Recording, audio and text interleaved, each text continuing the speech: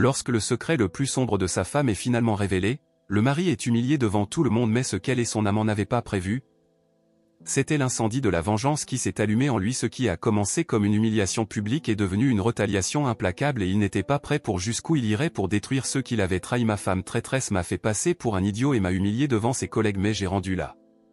Pareil et j'ai anéanti les deux. Comment la vie change soudainement en un jour. Tout était normal un jour et le lendemain tout bascule. Je savais que les choses seraient différentes dès que j'ai commencé dans la nouvelle école. Je suis né et j'ai grandi à Philadelphie et déménager à 1 heure de la ville nécessiterait certainement un ajustement. S'adapter signifiait que je devrais apprendre à vivre avec ça. J'ai gardé le nez propre et je suis resté loin des ennuis à la demande de mon père et par insistance de ma mère. La population était diversifiée pour le moins certains. Noirs, Algens, latinos, quelques Italiens et quelques Juifs. La majorité étaient des Hollandais têtus. Ils n'étaient ni Amish ni Ménonites, juste des luthériens allemands qui dominaient la région. Étaient out dedans. C'était un véritable creuset donc je n'ai pas eu de grandes difficultés à me fondre mais j'ai senti la différence de mes amis de Philadelphie. Je suis resté dans la région après l'obtention du diplôme principalement pour rester près de ma famille. Je faisais encore des voyages réguliers au vieux quartier et je gardais contact avec mes anciens amis.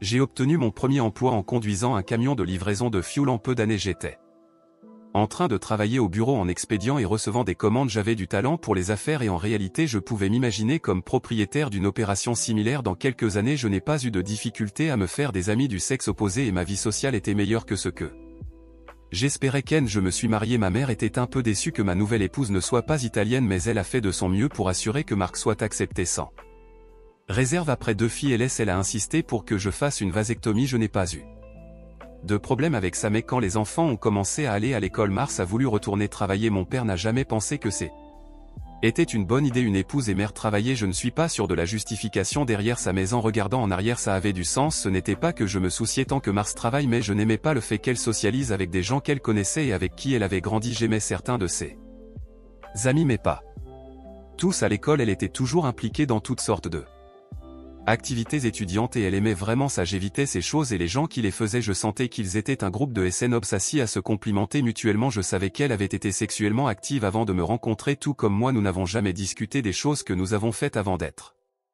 ensemble. Ce n'était pas une règle ou quelque chose comme ça, juste quelque chose dans lequel nous sommes tombés naturellement. Nous étions mariés depuis environ 10 ans quand les choses ont commencé à s'effondrer. Mar travaillait au département des sinistres de l'une des compagnies d'assurance nationale locales. Je me suis inquiété lorsqu'elle a commencé à faire des heures supplémentaires et à travailler les week-ends. 6 mois plus tard j'ai su que je devrais mettre fin à ça. Lorsque le séminaire est surgi, Tony, je ne comprends simplement pas quel est le problème. C'est seulement 3 jours. J'ai déjà parlé avec ta mère et elle a accepté de rester avec les enfants pendant que je serai parti. Tu seras à la maison le soir et je sais que tu peux cuisiner pour toi-même. Je ne pouvais pas croire qu'elle avait eu le culot de demander ça en premier lieu. Qui va à ce séminaire? Elle semblait s'animer un peu quand elle a répondu. 6 filles du département Bessin d'eau personnel et Rodney sourit et quand elle a mentionné son nom j'étais surpris qu'elle ne réalise pas encore que je savais tout sur leurs déjeuners spéciaux et sessions de travail nocturne avec son supérieur immédiat.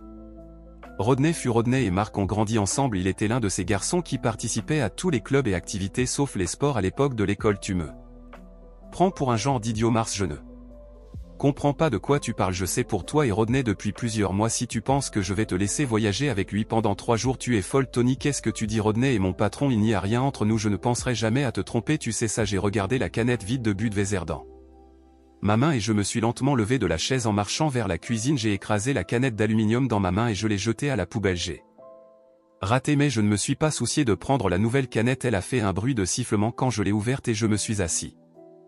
À nouveau Marcia attendait silencieusement ma réponse. Tu es la mère de mes enfants et en tant que mère tu fais un bon travail. La seule raison pour laquelle je ne t'ai pas encore jeté dehors à cause de ça. J'ai parlé avec ma mère et je lui ai tout expliqué. Elle a dit que je devrais tenir bon et espérer que tu passes à autre chose pour le bien des enfants. Si je me sépare de toi, les tribunaux te donneront la garde de mes enfants et je ne peux pas laisser ça arriver. Tu as dit à ta mère que je te trompais, non? Une dame de l'église le lui a dit. Je n'ai juste pas nié quand elle m'a confronté. Tu ne peux pas être sérieux, je ne te crois pas. Pourquoi dis-tu tout ça? J'ai pris une grande gorgée de bière et souri. Rodney habite au 321 rue David. C'est seulement à 3 pâtés de maison de ton bureau. Toi et ton patron y allez généralement 3 fois par semaine et vous restez presque 3 heures à chaque fois. Que faites-vous dans son appartement pendant 3 heures? Après m'avoir expliqué ça, tu peux me raconter tes heures supplémentaires au bureau? Tu savais que là Femme de ménage de ton bureau va aussi à l'église avec ma mère, ses yeux étaient pleins de larmes et sa lèvre inférieure tremblait. Tant que tu ne me déshonores pas publiquement ou ma famille, je ne ferai rien. Si ça change alors tous les accords sont annulés, tu peux partir ou tu peux rester mais tu n'auras jamais mes enfants loin de moi. Elle était clairement bouleversée quand elle s'est levée subitement. Maudit soit Tony, je te hais. Avec ce cri elle est sortie de la salle en pleurant. Ce fut la première fois qu'elle m'a insulté et la première fois qu'elle a fait des commentaires dévalorisants sur mon héritage. Le duel est enfin apparu. Nous avions 2 garçons, T et Eric, qui partagent une chambre avec des lits superposés. La 3e chambre était une sorte de débarras et c'est là que j'ai commencé à dormir. À partir de ce jour-là, c'était une maison louée. Nous avions plus de 60 000 $ d'économie pour la compte de notre maison de rêve, mais mon rêve s'était transformé en cauchemar. Rien de plus n'a été dit sur le séminaire. Marca ne faisait plus d'heures supplémentaires et a commencé à apporter son déjeuner au travail. L'atmosphère à la maison n'était pas seulement froide, elle était gelée. Ma mère n'avait plus de nouvelles des amis de l'église. Les choses semblaient se normaliser mais je me sentais mal à l'aise. Il n'y avait plus d'intimité mais je ne supporterais pas cette situation très longtemps. Contre mon bon sens, j'ai accepté d'accompagner Marcia à la fête de Noël de l'entreprise. Je ne voulais pas la laisser y aller seule et je pensais que je pourrais passer la soirée tranquillement en restant à l'écart. C'était un bon plan mais plein de failles. L'entreprise a loué une salle avec une piste de danse, un buffet et quelques bars ouverts. Je pourrais boire 3 bières toute la nuit sans sentir de douleur. Quand nous sommes arrivés, les seules tables qui restaient étaient près des grands patrons de l'entreprise. Il était bien clair que tous les employés évitaient ces sièges. Les choses semblaient bien se passer. Dans la première heure, j'ai remarqué Rodney de l'autre côté de la salle en train de discuter avec quelques amis. Plusieurs des collègues de travail de Mars ont demandé à danser avec elle, mais le bon vieux Rodney est resté à l'écart. J'étais content de la laisser danser. Puisque je ne voulais pas, j'avais juste commencé ma 3e bière quand j'ai remarqué que Marcy et Rodney échangeaient des regards. C'était principalement des hochements de tête et des inclinaisons, mais quelque chose se passait définitivement. J'ai fait de mon mieux pour paraître ennuyé et désintéressé mais toujours garder un œil sur eux. Ma femme s'est excusée pour aller aux toilettes. J'ai fait un rapide balayage de la salle et j'ai remarqué que Rodney avait aussi disparu. C'était incroyable.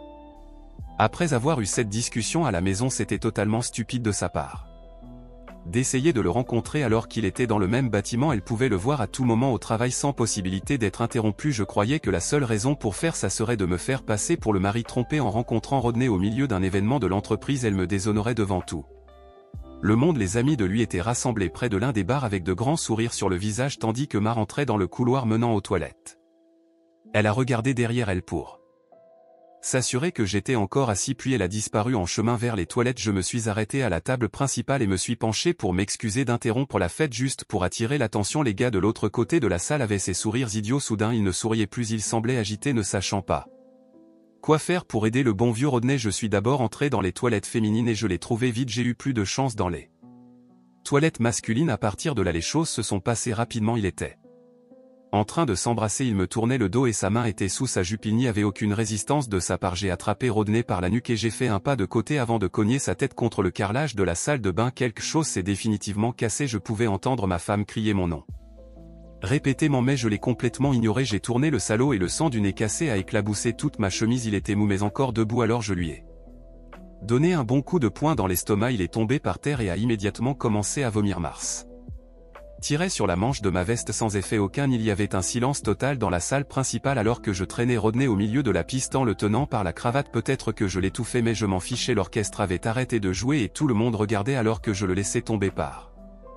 terre. J'ai regardé autour de la salle pour voir si quelqu'un était intéressé à aider le pauvre Rodney mais il n'y avait pas de volontaire. Désolé de gâcher la grande fête de vous, je vais partir maintenant mais je laisse ma femme ici pour votre plaisir. Ramenez-la chez elle quand vous aurez fini de l'utiliser. Rodney était à 4 pattes en train d'essayer de se relever. Son visage était une masse ensanglantée. Mars était debout à la porte, bouche bée. Il était difficile de dire si elle était plus contrariée par ce que j'avais fait à son amant ou par ce que je venais de dire à tous ses collègues de travail, mais ça ne faisait aucune différence pour moi. J'ai remarqué que Rodney était directement sous le gui et je n'ai pas pu résister. Avant de partir, je lui ai donné un coup de pied dans les testicules dont il se souviendrait pendant une semaine. Il est tombé immédiatement en avant, heurtant à nouveau le visage par terre. Ça devait faire mal. Personne n'a dit un mot. J'ai appelé ma mère depuis la voiture et je lui ai demandé de venir à la maison chercher les garçons. Partir de la ville quelques jours semblait être une bonne idée et je ne voulais pas laisser les enfants avec leur mère. J'étais sûr qu'elle ne serait pas en mesure de s'occuper d'eux correctement. J'ai continué à faire des plans en conduisant sans idée de ce que j'allais faire ou où j'allais. Mon patron n'avait aucune objection à me donner une semaine de congé ou plus. Maman et papa étaient déjà là quand je suis arrivé. Après avoir payé la babysitter, j'ai aidé à préparer les garçons. Ma valise consistait essentiellement en chaussettes et sous-vêtements, mais j'ai mis quelques chemises et pantalons par précaution. Avant de partir, j'ai pris la boîte d'argent qui était dans les poutres du sous-sol. Les banques payaient moins de 1% d'intérêt sur les comptes d'épargne, alors j'ai décidé de garder l'argent à la maison. Je sais que c'est stupide de garder 62,000 à la maison, mais je pense que c'est quelque chose que j'ai hérité de ma mère. Elle avait l'habitude de cacher de grosses sommes partout dans la cuisine. J'étais en train d'éteindre toutes les lumières quand un taxi s'est arrêté et a laissé Marcel est entrée et s'est assise sur le canapé sans dire un mot. Elle semblait plus inquiète qu'en colère, plus bouleversée qu'effrayée. Je t'ai dit qu'il n'y avait qu'une seule règle: ne me déshonore pas ni ma famille en public. Tu n'as simplement pas pu résister, n'est-ce pas? J'ai attendu un moment alors qu'elle commençait à prier, puis je suis sorti par la porte. Il était un peu plus de 9h quand je suis entré dans Sushika Expressway. Merde, cette fête n'a pas duré longtemps, du moins pour moi. J'ai décidé de passer quelques jours à Atlantic City avant de rentrer à la maison, mais d'abord je devais voir mon vieux ami ESS. ESS avait un snack bar dans l'ancien quartier. Ce n'était pas comme ces snack bar tape à accent grave l'œil que vous voyez dans les films de voyage de Philadelphie, mais plutôt une commodité pour les gens qui vivaient à proximité. Sa principale source de revenus venait d'autres activités que la plupart d'entre nous ignoraient ou auxquelles nous participions. Il habitait au 2e étage et travaillait dans la pièce du fond. C'était comme une réunion de vieux amis. Après que j'ai expliqué ma situation, il a accepté de m'aider. Tony, ça va te coûter 20, tu tiens le coup ou veux-tu que je te prête J? Et de l'argent? Pas de problème, j'ai répondu. Tu veux que ce soit bordélique ou silencieux? Transparent, sans complication, sans saleté, rien qui te force à quitter la ville pendant quelques jours. Tu as quelque chose de prévu? Je ne pensais pas aller à Atlantic City. J'ai répondu. Que dirais-tu de 6 jours et 7 nuits au aide? Que dirais-tu? De quoi tu parlais? J'ai demandé. Il y a des crédits de courtoisie, je pense que ça te ferait du bien. Ça me semble génial pour moi. Tu y vas seul, Tony? Il a demandé. Oui, tout ça a été un peu de dernière minute, je n'ai pas eu le temps d'inviter quelqu'un. J'ai répondu. Tu ne devrais pas y aller seul, tu as besoin de quelqu'un pour confirmer que tu y étais. Attends une minute. Et il a pris le téléphone et a composé un numéro qui devait être familier. Carla CS, prépare-toi et viens ici. Il y a eu une courte pause. Non, ce n'est pas ça, tu vas partir en vacances. Il riait en raccrochant. Tony, tu te rappelles de Carla, la fille aînée de mon frère Michael? Oui, cette petite fille potelée aux yeux bruns. Je me rappelle qu'elle était toujours en train de rire. Quel âge a-t-elle maintenant? ESS a souri en entendant mon souvenir de sa nièce. Elle a 23 ans maintenant, Tony, et elle n'est plus potelée. Soudain j'ai réalisé que Carla m'accompagnerait à la plage. J'étais un peu mal à l'aise étant donné qu'elle était la nièce de S, mais bon sang, il organisait tout lui-même. Tony, as-tu une carte de crédit? J'en ai 2, j'allais les annuler lundi matin. Non, ne fais pas ça. Je veux que tu utilises ces cartes autant que possible. Dîner à l'extérieur, service à la chambre et même quelques avances en argent au casino, mais sans exagérer. Tu as besoin des transactions pour prouver que tu y étais. Répartis ces dépenses dans le temps pour qu'il ne semble pas que tu sois rentré à la maison en cachette. Ça peut coûter quelques dollars, mais c'est une assurance bon marché. Est-ce connaît le business? Tout cela avait du sens pendant que je traitais tout ça. Carla est entrée. Tony, je ne t'ai pas vu depuis que tu as déménagé à la campagne. Comment vas-tu maintenant? Je comprends pourquoi celle-ci était en train de sourire. Carla était absolument éblouissante, ses yeux sombres étaient incroyables et toute la graisse de bébé qu'elle avait semblait s'être déplacée vers la poitrine. J'ai renversé ma chaise comme un maladroit en me levant. Tony a besoin de quelqu'un pour lui tenir compagnie à Atlantic City pendant quelques jours. Es-tu disposé? Son humeur semblait changer un peu quand il a dit ça. Tu es encore marié, n'est-ce pas? Elle a demandé en dirigeant la question vers moi avant que je puisse répondre. Celui-ci a interrompu. Le mariage est mort, Carla.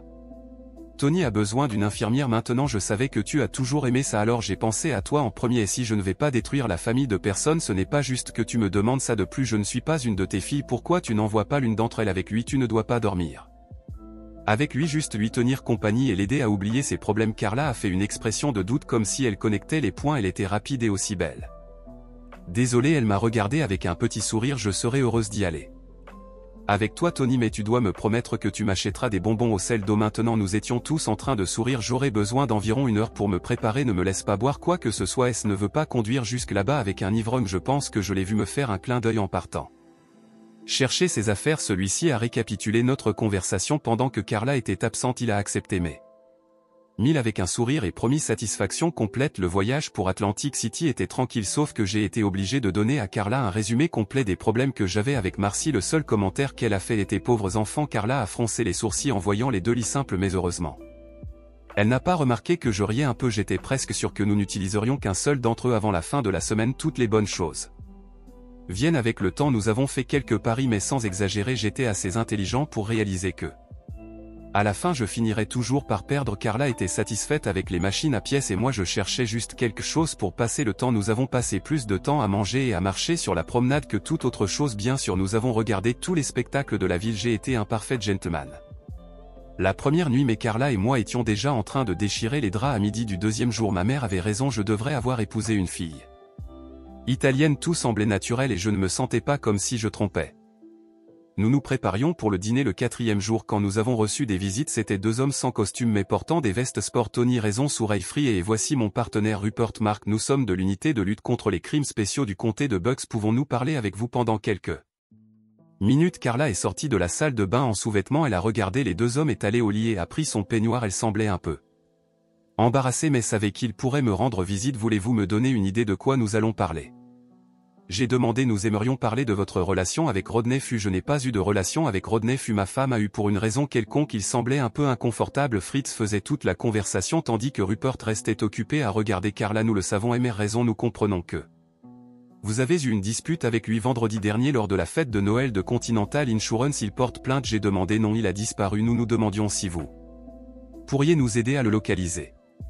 Messieurs, avant de discuter de cela plus en profondeur, j'aimerais avoir quelqu'un du département de police d'Atlantic City ici et je ne veux aucun policier de Russie. Vous ne pouvez pas arranger ça. Je veux un avocat. Mon avocat de Ridin. Il n'y a eu aucune réponse de mes visiteurs. Carla, habillez-vous. Nous allons dîner. Désolé les gars mais nous avons une réservation pour 18 h. Les steaks au safar sont fabuleux. Je rentrerai probablement à la maison vendredi. Vous aimeriez que je passe pour parler avec vous? Alors il semblait un peu perplexe. Pourquoi pensez-vous qu'il est arrivé quelque chose à cet imbécile? Peut-être qu'il est simplement sorti de la ville pour un moment. J'ai demandé. Il a été pris par un taxi sortant de l'hôpital général de la communauté dimanche matin et personne ne l'a vu depuis. Carla s'était déjà habillée et je mettais ma veste bien. Je suis ici depuis vendredi soir et vous pouvez vérifier ça avec le personnel de l'hôtel. Maintenant si vous voulez bien nous excuser, nous allons manger des steaks. Vous avez d'autres questions? Oui mais elles peuvent attendre jusqu'à vendredi. Nous espérons vous voir. Alors j'ai donné un simple signe de tête et gentiment je les ai guidés jusqu'à la porte. Nous sommes tous descendus ensemble dans l'ascenseur et rien d'autre n'a été dit. Quand nous sommes arrivés dans le hall, ils sont allés à la sécurité de l'hôtel pendant que nous allions au Safar. Et Eric était excité quand je suis rentré à la maison. Le caramel salé a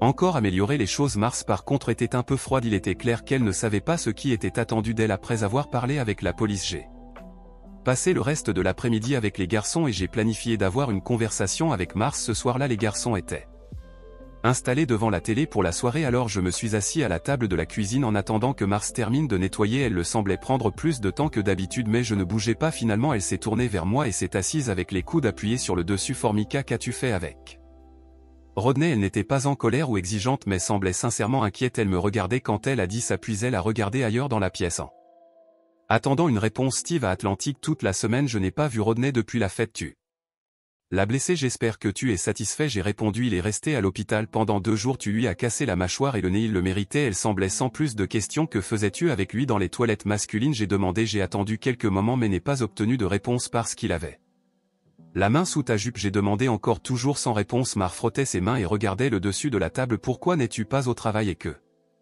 font les enfants à la maison un jour d'école? J'ai demandé. Je devais quitter le travail. Il n'y avait aucun moyen de retourner là-bas. J'ai retiré les enfants de l'école parce que leur mère a dit que tu pourrais rentrer à la maison aujourd'hui. C'était le moment d'une confrontation. Je t'ai dit qu'il n'y avait qu'une seule règle. Tu ne pouvais rien faire qui me déshonore ou notre famille. Une règle simple.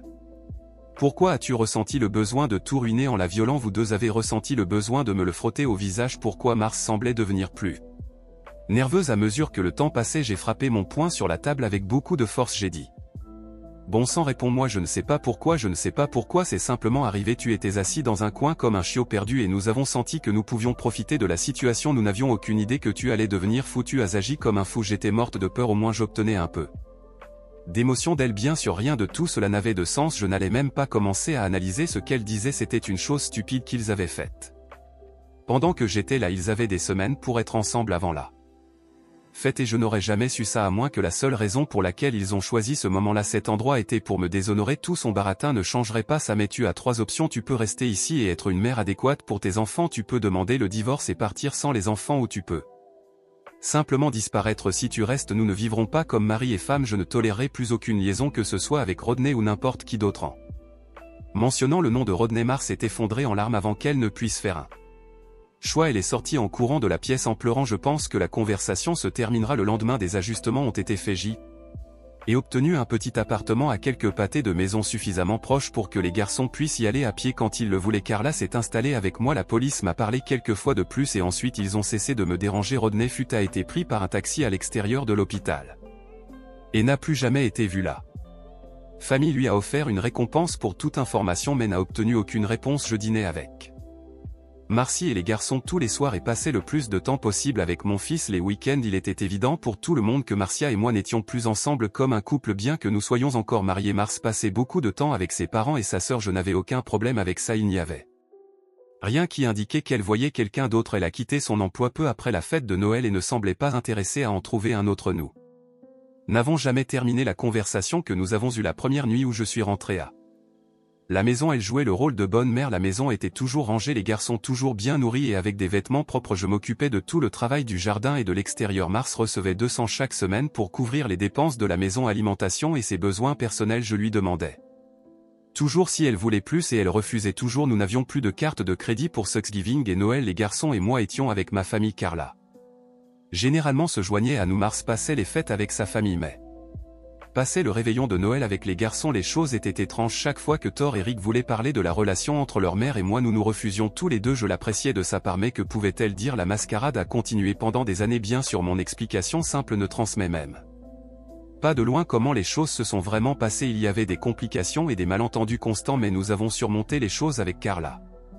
Allait bien au début. Avec le temps elle a commencé à passer plus de temps avec la famille à Philadelphie et moi avec moi. Je ne lui en voulais pas, je lui devais pour tous les efforts qu'elle a fait pour rendre la séparation plus facile. De la façon dont les choses se passaient, je ne pouvais pas divorcer de Mars tant que les garçons étaient encore à la maison. Je ne pouvais pas la chasser, c'était des limitations auto-imposées.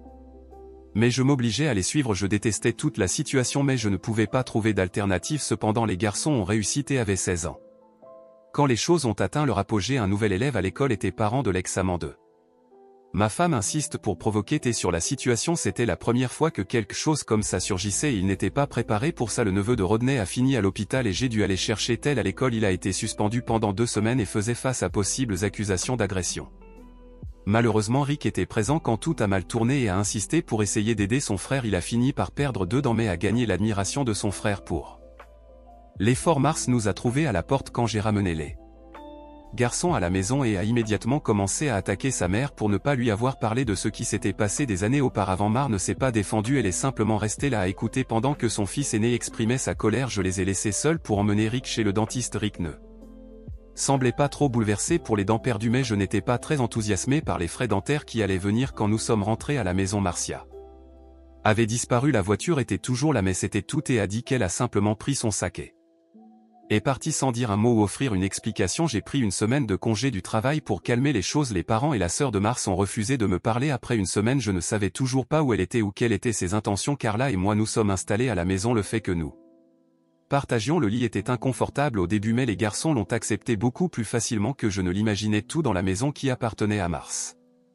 ou qui était lié à elle a disparu un jour pendant que j'étais au travail. Je ne savais pas ce que Carla avait fait avec ça et je n'ai jamais demandé.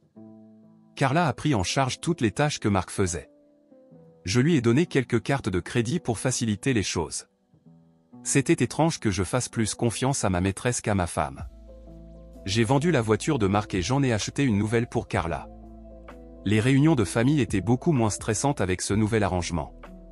Carla était beaucoup plus heureuse et ma mère était radieuse. Thé et Rick n'ont plus eu de problème à l'école et le neveu de Rodney n'est jamais revenu. Les choses allaient enfin mieux, mais j'étais toujours marié. J'ai attendu 2 mois avant d'aller à la police pour signaler la disparition de Mars. En réalité, je l'ai déclarée comme une épouse fugitive afin de pouvoir utiliser le rapport lorsque je demanderai le divorce, en utilisant l'abandon comme motif. J'ai attendu encore 2 mois, puis j'ai envoyé les papiers du divorce. Elle devait avoir disparu pendant 1 an avant que le divorce soit accordé.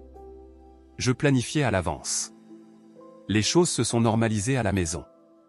Thé et Rick n'avaient aucun problème à parler avec Carla. Il ne l'appelait jamais ma maman, il l'appelait toujours Carla. Mais tout allait bien.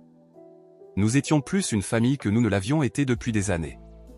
Un jour, sans prévenir, mon décret final de divorce est arrivé. J'étais un homme libre. 2 semaines plus tard, Carla et moi sommes allés à Hilton et nous nous sommes mariés.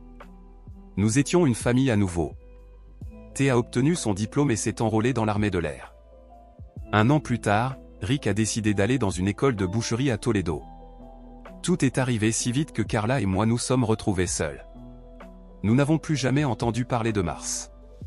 Mes parents ont déménagé à Ocala et ont fait promettre à tout le monde de leur rendre visite au moins 2 fois par an. Il n'y avait plus rien qui nous retenait à Eden, alors Carla et moi avons déménagé de retour à Philly. Rick a trouvé un emploi dans une charcuterie chic à Westchester après avoir terminé ses études.